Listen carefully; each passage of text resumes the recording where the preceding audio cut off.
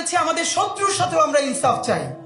যেই ছাত্রলীগ সরাসরি গণহত্যা করে নাই, গুম করে নাই, হত্যা করে নাই, ধর্ষণ করে নাই, তার বিরুদ্ধেও মিথ্যা মামলা দেওয়া যাবে না, এটা আমরা হাজারবার বলেছি।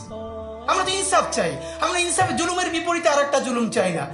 তো আমি আপনাদের মাধ্যমে শুধু আজকে একটাই কথা বলি, সেটা হলো আমরা এই গণ অভ্যুত্থানের 1 বছর পার হয়েছি, এইটা অত্যন্ত কষ্টকর। আমরা কেউ কেউ, যেটা ফাইয়াজ কয়েকটা শোতেও বলেছে, আমি খেয়াল করেছি, প্লিজ আমরা যেন আমাদের ন্যাশনাল হিরোগুলোকে কোনো দলের বানায় না ফেলি। এখন এখানে একটা সমস্যা হলো, কেউ যদি কোনো দলের প্রতি সিম্প্যাথেটিক হয়, আমি ধরে নিলাম তর্কের সাথে, ধরেন আবরার কোনো এক সময় শিবিরের সমর্থক ছিল, এটা আর্গুমেন্টের জন্য ধরে নিচ্ছি, এর মানে কি তাহলে এই পরিচয়ের কারণে আবরারকে হত্যা করলে তার পক্ষে আর দাঁড়ানো যাবে না? তাহলে একই কথা আসবে যে ছাত্রদলের যদি কেউ মরে যায় তাহলে তার পক্ষে দাঁড়ানো যাবে না? অধিকার পরিষদের কেউ যদি, এর মানে হলো ইনসাফ। এই ধারণাটা আমাদের সমাজে এখন পর্যন্ত আমরা পরিষ্কার করতে পারি নাই। আমরা বারবার বলেছি আমাদের শত্রুর সাথেও আমরা ইনসাফ চাই।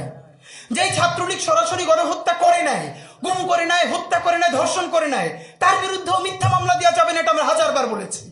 আমরা তো ইনসাফ চাই, আমরা ইনসাফ, জুলুমের বিপরীতে আর একটা জুলুম চাই না।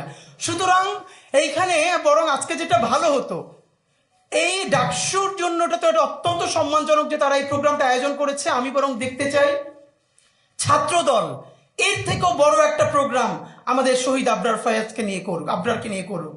এরপরে আমাদের এনসিপির ভাইয়েরা, বাংলাদেশপন্থী যতগুলো রাজনৈতিক দল আছে, রাজনৈতিক শক্তি আছে, তারা সবাই মিলে বড় বড় প্রোগ্রাম করুক।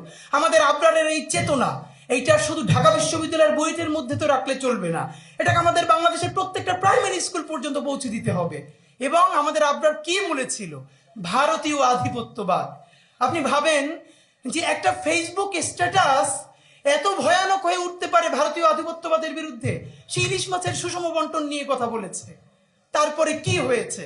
আমরা আজকে এটাই শুধু বলতে চাই, আমরা আবরার ফাহাদকে এই জন্য সেলিব্রেট করব না শুধু যে আবরার ফাহাদ শহীদ হয়ে আমাদেরকে নতুন বাংলাদেশ দেখিয়েছে, বরং আমরা স্পষ্ট দেখতে পাচ্ছি বাংলাদেশের সামনে আগ্রাসন এবং আধিপত্যবাদ আরো শতগুণ, হাজারো গুণ, লক্ষ গুণ শক্তি নিয়ে আবারও ধাবিত হচ্ছে।